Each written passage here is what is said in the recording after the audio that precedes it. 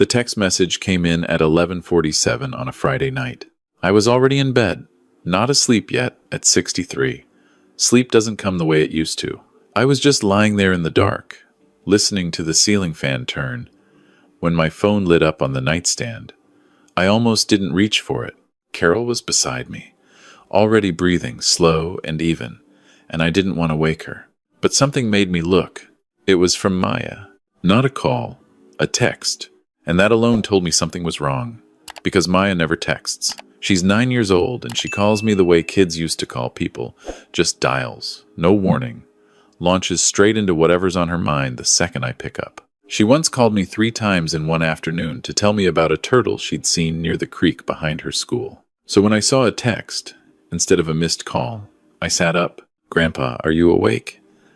"I don't want to make noise." I typed back immediately. "I'm awake." "What's going on, sweetheart?" 3 dots appeared, then disappeared, then appeared again. I was already sitting on the edge of the bed, feet on the floor. They left. I stared at those 2 words for a moment. Then I called her. She picked up on the first ring, and the sound she made when she said "Grandpa, quiet."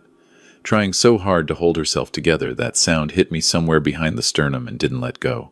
"Hey," I said, keeping my voice low and steady.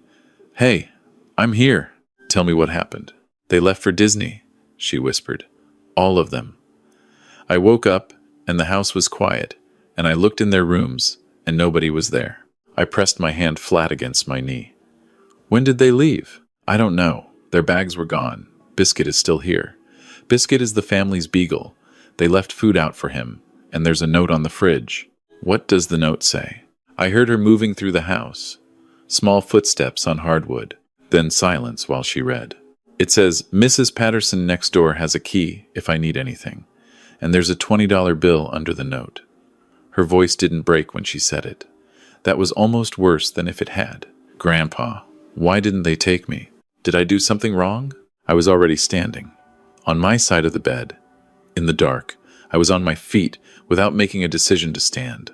My body just did it. "No," I said. "You did nothing wrong. Nothing at all. Can you do something for me? Can you lock the front door and go sit on the couch with Biscuit until I call you back in a few minutes?" "Okay," she said. Then, very quietly, "Are you coming?" "Just go sit with Biscuit," I said. "I'll call you right back." I hung up and turned on the lamp. Carol was awake. She'd been awake, I think, since the phone lit up 41 years of marriage, and she has a radar for when something's wrong that I've never been able to explain. She was looking at me with that particular stillness she gets, waiting. "Maya," I said. "Daniel and Renee took the kids to Disney World. They left her home." Carol sat up straight. "Alone?" "Alone." She looked at me for exactly 1 second. Then she got out of bed and went to the closet. Let me tell you something about Carol. People who don't know her well sometimes think she's the quiet one, the one who softens my edges, who talks me down from things. And she does do that. But there's another side of her that I have never in 41 years wanted pointed in my direction. She pulled her travel bag down from the shelf without saying a single word, and the silence in that room had a temperature to it. I called Maya back while Carol packed. "Okay, sweetheart, here's what's going to happen. Grandma and I are going to drive down tonight. We're going to be there when you wake up in the morning. I need you to try to get some sleep. All right? Can you do that for me? Can Biscuit sleep in my bed?" "Biscuit can absolutely sleep in your bed." A shaky exhale. "Okay, Grandpa. I love you. We'll be there before breakfast. Don't open the door for anyone. I love you too." I stood in the kitchen with my phone, doing the math. Maya lives with her parents, my son, Daniel, his wife, Renee, and their 2 biological kids, 12-year-old Marcus and 7-year-old Sophie, about 4 hours south of us. If we left within the hour, we'd arrive around 4 in the morning, early. But she wouldn't be alone all night. Then I opened a browser and looked up Disney World. My jaw tightened when I found what I was looking for. I've taken enough vacations in my life to know that when families book Disney, they don't just book the park. They book the resort. I knew which one they'd be at. Daniel had mentioned it 3 months ago at Sunday dinner, letting it drop into the conversation the way he sometimes does with things he's proud of spending money on. The Grand Floridian, 5 nights. He'd made a point of saying the room had a view of the castle. I also knew because Daniel is nothing if not predictable, that they would have driven down. He doesn't fly with the kids if he can avoid it. 12-hour drive, probably left yesterday afternoon or early this morning, which meant they were already there, already checked in, already settled. Good. That meant I knew exactly where they were. Carol appeared in the kitchen doorway with both our bags. 4 hours, I said. I know, she said. I already put the coffee in a thermos. We were on the highway by 12:30. I should tell you something about Maya, so you understand why that text message got me out of bed the way it did, why Carol packed her bag without asking a single question, why I spent the next 4 hours in the dark on I-75 with my hands on the wheel, feeling a kind of cold, focused anger that I hadn't felt in a long time. Maya came into our family 3 years ago. She was 6. Daniel and Renee had been trying for a third biological child for years, and when it became clear that wasn't going to happen, they went through the adoption process. Long process. Lots of paperwork, home studies, waiting. Carol and I supported them every step of the way. We were there the day they brought Maya home. I still have a photograph from that afternoon. Maya standing in the front doorway of their house, small and a little uncertain, holding a stuffed rabbit somebody had given her, and Marcus standing next to her with his arm around her shoulder like he'd appointed himself her protector on the spot. For the first year, things seemed fine. Maya settled in. She started calling them Mom and Dad. She started calling us Grandpa and Grandma, which she'd been a little shy about at first. She'd had a hard early life. I won't go into the details because they're not mine to share. But suffice to say, she had reasons to be cautious about trusting people, and watching her slowly start to trust our family was one of the most quietly moving things I've ever witnessed. But sometime in the second year, I started noticing things. Little things at first. The way certain conversations would shift when Maya walked into the room. The way birthday presents weren't quite equal, not dramatically, not obviously, but enough that I noticed. And I was watching carefully. The way Renee spoke about our kids sometimes in a way that had an invisible boundary in it. The way Daniel laughed a little too quickly when Maya said something that didn't land the way Marcus or Sophie's jokes did. I told myself I was looking for problems that weren't there. I told myself every family has complicated dynamics. I told myself Maya was adjusting and so were Daniel and Renee, and it took time. Then last Thanksgiving, I watched Maya set the table by herself, while Renee helped Sophie make a craft at the kitchen counter. And I watched Marcus come in from outside and get pulled into the craft project too, and Maya just kept setting the table, carefully placing each fork, and nobody called her over. I said something to Daniel that night, privately, in the garage, while the others were watching football. I kept it measured. I said I'd noticed some things and I wanted to check in. He told me I was projecting. He said Maya was still adjusting and they were figuring out their rhythm as a family. He said it with a patience that was just barely covering irritation. And I recognized the tone. It's the tone he uses when he thinks I'm overstepping. I let it go. I shouldn't have, but I let it go. And now it was 15 inches the morning, and my granddaughter was alone in a house with a beagle and a $20 bill, and her family was 4 hours south checking out the castle view from their hotel window. We pulled into Daniel's neighborhood at 8 inches the morning. Carol had the spare key. We'd had one for years, for emergencies. This qualified. The house was dark. We let ourselves in quietly, and I went straight to Maya's room. She was asleep, biscuit curled up against her legs, the stuffed rabbit from 3 years ago tucked under her arm. I stood in the doorway for a moment, just looking at her. She looked so small. I pulled her door mostly closed and went to the kitchen. The note was still on the refrigerator, $20 bill still underneath it. I read it once. Renee's handwriting. Very practical. Mrs. Patterson's number. The information for their hotel, to their credit, it was there, at the bottom. The Grand Floridian, a room number. I folded the note, put it in my pocket, and left the 20 on the counter. Carol was already making herself comfortable in the guest room. I sat at the kitchen table in the dark with a glass of water, and I thought about what I was going to do. By the time the sun came up, I had a plan. Maya found us in the kitchen at 7:30. She stood in the doorway, in her pajamas, hair sideways from sleep, And when she saw us, when she registered that we were real and actually there, something in her face changed in a way I won't try to describe because I don't think I have the words for it. She crossed the kitchen in about 4 steps, and I caught her, and she held on to me for a long time without saying anything.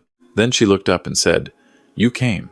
"Of course we came," Carol said, from the stove where she'd already started making pancakes from the mix she'd found in the pantry. We had a normal morning, as normal as we could make it. Maya ate pancakes. She showed Carol a drawing she'd been working on a horse. Quite good, actually. She has a real eye for proportion. She took Biscuit out to the backyard. She told me about a book she was reading for school. We did not, that morning, discuss the elephant in the room. Maya was 9, and she was smart, and she knew something was happening that the adults needed to handle, and she seemed to have made a decision to let us handle it while she ate her pancakes. I waited until she was settled in the backyard with Biscuit before I took my phone out and called Daniel. He picked up after 4 rings. I could hear resort sounds in the background, that particular kind of cheerful crowd noise that exists only at theme parks. "Dad? Is everything okay?" "Define okay," I said. A pause. "What do you mean?" "I mean, your daughter called me at midnight because she woke up alone in the house and didn't understand where everyone had gone." Silence. "Then we left a note." "You left a note," I said, "for a 9-year-old, alone in the house. Mrs. Patterson is right next door." "Daniel." I said his name the way I used to when he was 15 and had done something he knew was wrong and was trying to talk his way past it anyway. "Stop. I'm not interested in the logistics of how you manage the situation. I'm calling to tell you that Maya is with me and Carol, and she is fine, and I would like to understand what happened." Another silence. Longer. Then he said, "Can we talk about this when we get back?" "We can talk about it now," I said. "Or I can drive her down to Orlando and we can talk about it in the lobby of the Grand Floridian." "Your choice." He chose now. What came out over the next 20 minutes was this. The trip had been planned for months. It was supposed to be a family trip. Then, 6 weeks ago, there had been an incident at school. Maya had gotten into a conflict with another girl, a conflict that had escalated in a way that required a meeting with the school counselor. Daniel described it as Maya having behavioral issues that were getting worse. He said he and Renee had decided together that Maya needed to stay home and reflect while the family went on the trip as a consequence. He said it like it was reasonable. He said it like it was parenting. I listened to the whole thing without interrupting. When he finished, I said, "So you left a 9-year-old alone overnight as a punishment." "Mrs. Patterson was asleep, Daniel. It was midnight when Maya texted me. Did Mrs. Patterson know Maya might need her at midnight?" He didn't answer. "What exactly did Maya do at school?" I asked. He told me. I listened. What he described was a conflict, a real one. Not trivial, but the kind of conflict that 9-year-olds have. The kind that gets worked through with a counselor and a conversation and some guided reflection. Not the kind that results in a child being left home alone while her family goes to Disney World for 5 days. And Marcus and Sophie weren't part of this consequence, I said. They didn't do anything wrong. Neither did Maya, I said, in any way that justifies what you did.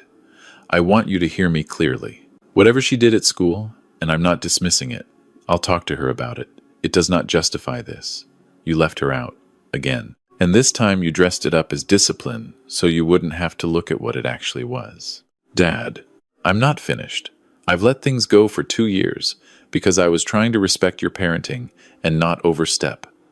I'm done doing that because the way I see it, if you can leave her behind and call it a consequence, you can do it again and again.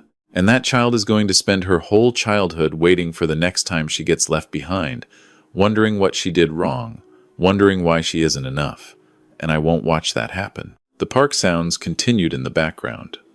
Somewhere behind Daniel, I heard Sophie laugh at something. "What do you want from me, Dad?" His voice had shifted. The defensiveness was still there, but underneath it was something else. Something that sounded, if I'm being honest, a little scared. "I want you to come home," I said. "Not 5 days from now. I want you to tell Renee and the kids that you're coming home tomorrow. And I want you to spend the rest of this trip thinking very carefully about what your daughter needs from you." And when you get home, I want there to be a real conversation. Not a defensiveness contest. A conversation. Silence. And Daniel, I said, if I have reason to believe that Maya is being treated differently because she isn't biological, not suspected, believed, then I will involve people whose job it is to look into that. I'm not making a threat. I'm telling you what I will do, as clearly as I can. I heard him exhale, long and slow. I'll call you back, he said. He called back 40 minutes later. They were coming home the following morning. Carol was sitting across the kitchen table from me when I hung up, and she looked at me for a moment with that expression I've seen 1,000 times, the one that means she's proud of me for doing something difficult the right way, and also that she would have done it exactly the same way, and it's possible she would have done it faster. Good, she said. We didn't tell Maya the details. We told her that her dad and mom were coming home early, and that we would be there when they arrived, and that things were going to be different. We let her read the room on the rest. She was quiet for a while after we told her, sitting on the back porch with Biscuit in her lap, looking at the yard. Then she asked if we could bake something while we waited. So that afternoon, Carol and Maya baked 2 loaves of banana bread in Daniel's kitchen, and I sat at the kitchen counter and watched them, and Maya stood on the step stool to reach the counter the way she always has to, and Carol let her pour in the vanilla, which is the ceremonial position of honor in any baking Carol has ever supervised. That night, Maya slept in the guest room with Biscuit, and Carol and I stayed in the pullout in Daniel's office, and I lay awake for a while in the dark, listening to the house breathe, thinking about tomorrow. They pulled in around 2 in the afternoon. I had thought carefully about where this conversation should happen. Not in front of Maya. That was not negotiable for me. And I want to be clear about that, because she had already been through enough, and she did not need to sit in a room while adults argued about her. We had Carol take Maya for a walk with Biscuit about 20 minutes before Daniel's car came up the driveway. It was just me and Daniel and Renee in the living room. Marcus and Sophie were upstairs, aware that something was happening, keeping themselves occupied with screens in the way kids do when they sense tension they aren't equipped for yet. Renee cried. I want to be fair about that, she cried fairly quickly. And I do think it was genuine, and I think somewhere in her she had known this was coming, and maybe had known for longer than she was willing to admit that something had gotten off track. Daniel was quieter than I expected. He'd had a day and a half to think, and it showed. I didn't come in angry. I'd made a decision on the drive down that anger wasn't going to be useful here. What I needed was clarity. I told them what I had observed over 2 years. Not accusations, just what I had seen, in order, with specifics. I told them about Thanksgiving. I told them about the birthday presents. I told them about patterns in the way Maya was spoken about versus how Marcus and Sophie were spoken about. I told them that I understood that attachment takes time, and that parenting an adopted child has complications that parenting biological children doesn't have, and that I wasn't expecting perfection. But I told them there was a difference between imperfect and what had happened this week. She called me at midnight, I said. Not because she was scared of the dark. She called me because she didn't have anyone else to call. That one landed. I watched it land on both of them. Renee said, I know we made a mistake. And I said, this has to be the last one of this kind. We talked for a long time. Real talking, not the kind where people defend positions at each other, but the kind where people actually say what's true. Daniel admitted that he had been struggling to connect with Maya in a way he hadn't anticipated. He said it with difficulty, and I believed him, and I told him that admitting it was the most important thing he could have done in that moment. Renee talked about the school incident, and I told them I understood it had been stressful, and I told them that stress was not a reason, and they both nodded. By the end of it, there was an agreement. Family counseling not suggested, agreed. Specific changes in how family decisions were communicated to Maya. A commitment to include her, not as an afterthought, but from the beginning, and a conversation they were going to have with Maya together that evening, with me and Carol present if Maya wanted us there.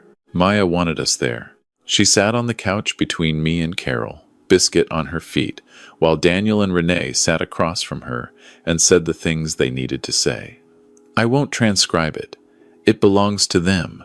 But I will say that Daniel looked his daughter in the eye and told her she was his daughter, not like a daughter, not in our family, but his daughter, full stop, and that he was sorry, and that it was not her fault, not any of it, and that she deserved better. Maya sat very still while he said it. When he finished, she looked down at Biscuit for a moment. Then she looked back up at Daniel and she said, "Can we go to Disney another time? Like actually all of us?" And Daniel, to his very great credit, said yes. That was 6 months ago. Things are not perfect. I want to be honest about that, because stories that wrap up perfectly tend to be lies, and I'm not interested in telling you a lie. There are still moments when I watch, and I pay attention, and I see things I could wish were different. The counselor they're working with has told them and told me, because I've been to a few sessions, which was not my idea, but I'm glad they asked that what they're working through is real and it takes time and it's possible and it's worth doing. Maya is doing well. She's doing better than well, actually. She made a friend at school, a girl named Deja, who comes over sometimes, and the two of them do art projects that take over half the dining room table. Her horse drawings have gotten even better. She still calls me almost every day, usually with no particular reason, launching straight into whatever is on her mind. Last month she called me to tell me she'd found a caterpillar on a leaf in the backyard and was keeping it in a jar to watch it become a butterfly. "Does the jar have holes in the lid?" I asked. "Yes, Grandpa. Very patient with me. I know about the holes. I spent a lot of years in my career as an engineer building infrastructure bridges. Mostly, which people think sounds impressive, but is mostly a lot of calculations and long days in the wind and learning to respect the forces working against you. A bridge doesn't look complicated from the road. You drive over it and you don't think about it. But the work underneath, the work that makes it hold, that's where everything actually happens. That's where you either did the job right or you didn't. I think about Maya sometimes when I'm on a bridge. A family isn't so different, really. The visible part is what people see from the outside, the photos, the holiday dinners, the Disney trips. But the part that actually holds is underneath. It's the daily work of making a child feel that she belongs, that she is counted, that she will not be left behind. Get that part right, and the whole thing holds. Get it wrong, and it doesn't matter what it looks like from the road. She didn't ask me to come that night. She sent a text because she didn't want to wake anyone up, because at 9 years old she was already in the habit of trying not to be too much trouble. That breaks my heart a little, even now. But she sent the text. She reached out. And that means she believed, somewhere underneath everything, that there was someone who would come. I just want to make sure she keeps believing that. For the rest of her life, I want her to know that if she sends that message at midnight, at 2 inches the morning, whenever somebody will be in the car inside the hour, she deserves that. Every kid does.